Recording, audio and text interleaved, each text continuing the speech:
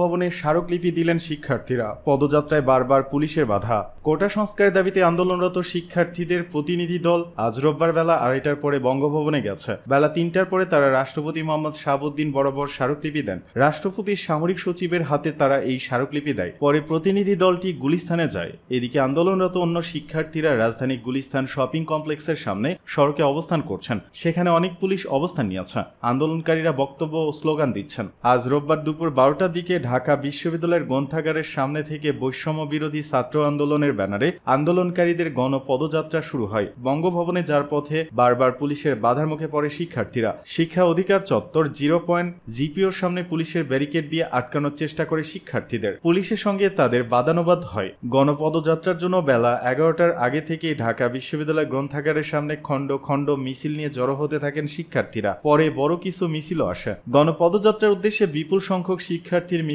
শুরু হয় দুপুর 12টা 2 মিনিটে।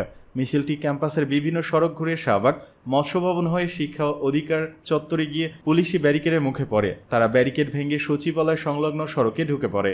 বেলা 1:10 সচিবালয়ের সামনের সড়কে পুলিশের কয়েকজন সদস্য কথা বলতে গেলে শিক্ষার্থীদের সঙ্গে তাদের বাদানুবাদ হয়। শিক্ষার্থীরা পুলিশকে লক্ষ্য করে বিভিন্ন স্লোগান দেন। এ সময় আন্দোলনকারীদের নেতারা মাইকে কাউকে বিশৃঙ্খলা না করার অনুরোধ করেন। এক পর্যায়ে শিক্ষার্থীদের রাস্তায় বসে পড়তেও বলা হয়। আন্দোলনকারীদের একটি অংশ বেলা 1:18 0 পয়েন্টে অবস্থান নেয়। অন্য অংশটি তখনও পুলিশের সঙ্গে কথা বলছিল। কোটা আন্দোলনকারীদের উপর পুলিশ লেলিয়ে দেবেন না। সুপ্রিম কোর্ট বার সভাপতি ব্যারিস্টার AM মাহবুব উদ্দিন খোকন বলেছেন, কোটা আন্দোলনকারীদের উপর পুলিশ দিয়ে অতিরিক্ত বল প্রয়োগ করছে সরকার। শিক্ষার্থীদের এই আন্দোলনে পুলিশ লেলিয়ে দেবেন না, কোনো ধরনের বল প্রয়োগ করবেন না। রোববার দুপুরে সুপ্রিম কোর্ট প্রাঙ্গণে এক সংবাদ সম্মেলনে তিনি এসব কথা বলেন। মাহবুব উদ্দিন খোকন বলেন, দাবি আদায়ের জন্য আন্দোলন করা সাংবিধানিক অধিকার। কোটা আন্দোলনকারীরা শান্তিপূর্ণভাবে আন্দোলন চালিয়ে যাচ্ছেন। শিক্ষার্থীদের এই আন্দোলনে পুলিশ লেলিয়ে দেবেন না, বল প্রয়োগ করবেন না। সরকারকে উদ্দেশ্য করে বার সভাপতি বলেন, আন্দোলনকারীদের উপর যদি পুলিশ লেলিয়ে দেওয়া হয় তার দায় সরকারকে নিতে হবে।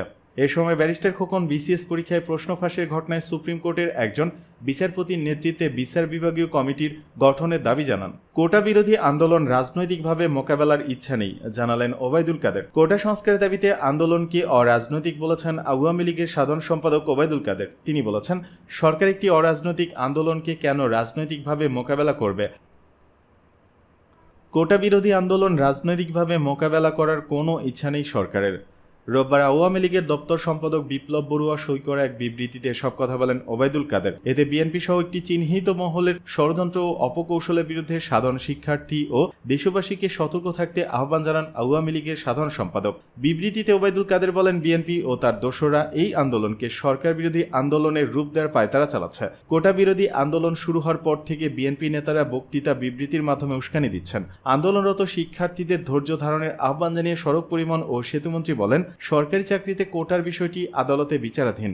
এখানে সরকারের কিছু করার নেই। তাই কারো উস্কানিতে পড়ে সরকার বিরোধী বক্তব্য না দিয়ে জনদুর্ভোগ সৃষ্টি হয় এমন কর্মসূচি পরিহার করে শিক্ষা প্রতিষ্ঠানে ফিরে যাওয়ার জন্য তাদের প্রতি আহ্বান জানাচ্ছি। চূড়ান্ত শুনানিতে আদালত সব পক্ষের বক্তব্য এবং যুক্তিতর্ক আমলে নিয়ে চূড়ান্ত রায় দেবেন। আমরা আশা করি অচিরেই এই বিষয়ে সমাধান হবে।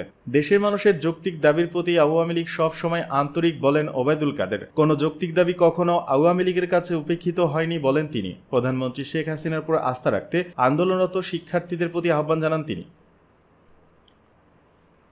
সমমনাদের সঙ্গে বিএনপির ধারাবাহিক বৈঠক, সরকারের দুর্নীতির শ্বেতপত্র প্রকাশের প্রস্তাব। ক্ষমতাসীন আওয়ামী লীগ সরকারের সঙ্গে জড়িতদের দুর্নীতির শ্বেতপত্র প্রকাশ ও তাদের বিচার করতে গণ আদালত গঠনের প্রস্তাব করেছেন যুগপৎ আন্দোলনের সঙ্গে যুক্ত সমমনা দল ও জোটের নেতারা। পাশাপাশি সাবেক প্রধানমন্ত্রী খালেদা জিয়ার মুক্তি, ভারতের সঙ্গে অসম চুক্তি ও নিত্য প্রয়োজনীয় দ্রব্যের মূল্যের ঊর্ধ্বগতি এবং দুর্নীতির বিরুদ্ধে ভারতের কংগ্রেসের মতো রোডমার্চ, পদযাত্রা ও সমাবেশ করার প্রস্তাব দিয়েছে। যুগপৎ আন্দোলনের সমমনা দল ও জোটের সঙ্গে ধারাবাহিক বৈঠকের অংশ হিসেবে শনিবার গণ অধিকার পরিষদের সঙ্গে বৈঠক করে বিএনপি। ওই বৈঠক সূত্রে সব তথ্য জানা গেছে। বৈঠকে বিএনপির পক্ষে ছিলেন স্থায়ী কমিটির সদস্য আমির খসরু মাহমুদ চৌধুরী ও ভাইস চেয়ারম্যান বরকতুল্লাহ বুলু। গণ অধিকার পরিষদের মধ্যে ছিলেন সভাপতি নুরুল হক নূর, সাধারণ সম্পাদক রাশেদ খান, উচ্চতর পরিষদের সদস্য আরিফুল ইসলাম, শহীদুল ইসলাম ফাহিম, আরজু জাহেদ, অ্যাডভোকেট শেখ শওকত হোসেন, অ্যাডভোকেট হাবিবুর রহমান ও ইলিয়াস মিয়া।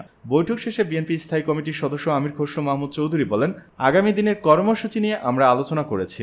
এই অবৈধ সরকার অপসারণের যে আন্দোলন শুরু হয়েছিল, সেই চলমান আন্দোলনকে আরও গতি সৃষ্টি করার জন্য, সেই আন্দোলনকে সফল সমাপ্তির দিকে নিয়ে যাওয়ার জন্য আলোচনা করেছি। তিনি বলেন, অবৈধ সরকারের পরিবর্তে দেশে নির্বাচিত সরকার প্রতিষ্ঠা এবং জনগণের মালিকানা ফিরিয়ে দেওয়ার জন্য আন্দোলন। দ্রব্যমূল্য দুর্নীতি, বিএনপি চেয়ারপারসন খালেদা জিয়ার মুক্তি এবং ভারতের সঙ্গে সরকার যে চুক্তি করেছে, এর মাধ্যমে আমাদের স্বাধীনতা ও সার্বভৌমত্বের উপর যে আঘাত আনা হচ্ছে, এগুলো আমাদের আন্দোলনে প্রতিফলিত হবে। কোটা সংস্কার আন্দোলনকারীদের বিরুদ্ধে শাহবাগ থানায় পুলিশের করা মামলা প্রসঙ্গে আমির খসরু বলেন, একটি ন্যায্য ও শান্তিপূর্ণ আন্দোলন, এটা গণতান্ত্রিক অধিকার। তারা যে প্রতিবাদ করেছিল তার উপর আক্রমণ করা হয়েছে এবং মিথ্যা মামলা দেওয়া হয়েছে, এর প্রতিবাদ আমরা জানাচ্ছি।